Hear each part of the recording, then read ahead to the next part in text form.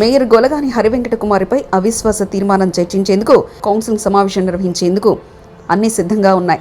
ఈ సమావేశానికి in charge commissioner collector AN Harindra Prasad అధ్యక్షత వహించనున్నారు.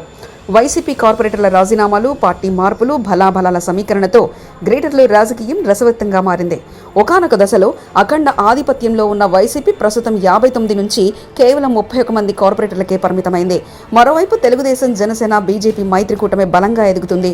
టీడీపీ కార్పొరేటర్లు 48కి చేరగా జనసేన 14 మందితో నిలిచి ఉంది. బీజేపీకి 2 కార్పొరేటర్లు ఉన్నారు.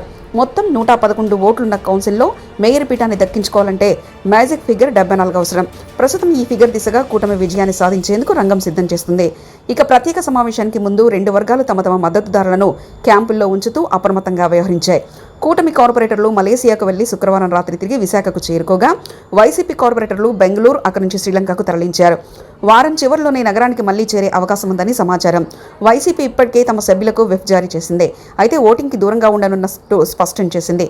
దీంతో సమావేశానికి హాజరయ్యే సభ్యుల ఓట్ల ఆధారంగా తుది నిర్ణయం వెలువడే అవకాశం ఉంది.